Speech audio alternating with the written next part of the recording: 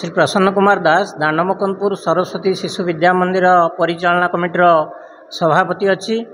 तो आज हूँ भारत वर्षर महान परंपरा संस्कृतिर निदर्शन जो पर्व ताहा हूँ राखी पूर्णिमा बा गम्मा पूर्णमी। तो सरस्वती शिशु विद्या मंदिर केवल पुस्तकगत शिक्षा नुहे, विभिन्न भारत वर्षर जो महान परंपरा महान संस्कृति रही ताको सबु बेले पालन करि आसी पिला मानक गहन रे एवं अभिभावक मानक गहन रे विद्यालयर आचार्यगण मानक माध्यम रे मध्य ए सबु पर्व खूब धूमधाम रे पालित होउची। आज सही अवसर रे आम दांडमकंदपुर सरस्वती शिशु विद्या मंदिर रे शिशु भाई भौणी माने अभिभावकगण एवं परिचालना मंडलीर सदस्यगण विद्यालयर सेवा प्रति आचार्यगण मध्य रक्षाबंधन उत्सव अनेक आनंद उल्लासर सहित पालित हो जाइए। पिला मानक मध्य राखी बांधिबा एवं मिष्टान्न वितरण एवं एतद् व्यतीत निकटस्थ साही बस्ती मानक जाइकरी पिला मानक सहित गुरुजी गुरुमा माने राखी बांधिबा मध्य कार्य करिसंती।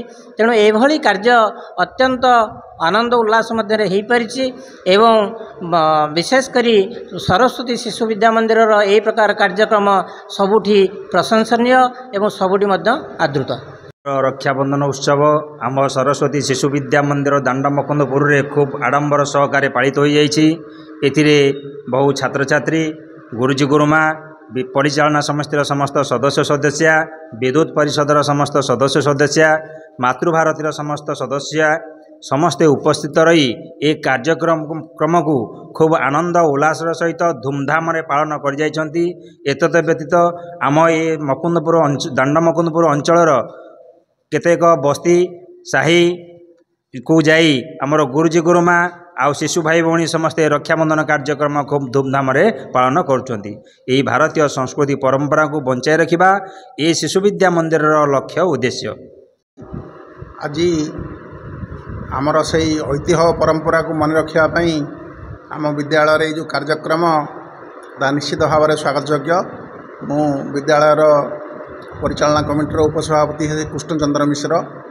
आमर जो महाभारत परंपरा रे द्रौपदी किभली भाव में निजर पाठशाड़ी को चिरी श्रीकृष्ण हाथ में बांधि देइथिले एवं सही दिन को मन रखापी श्रीकृष्ण जमी द्रौपदी समस्त दायित्व विपद आपदर साथी ही रही ताकू मन रखापी आज आम विद्यालय रे रक्षाबंधन कार्यक्रम पालन करा।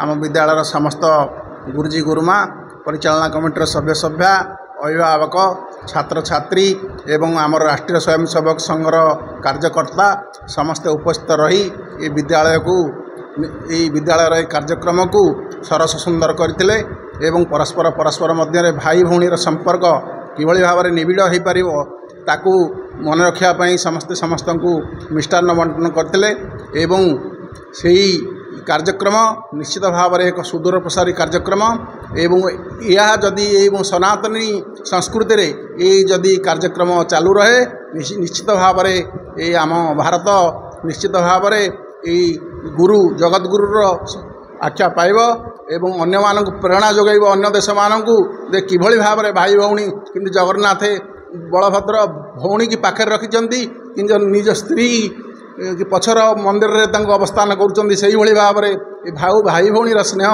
किंतु अतुट रही पारिया आज कार्यक्रम अनुष्ठित।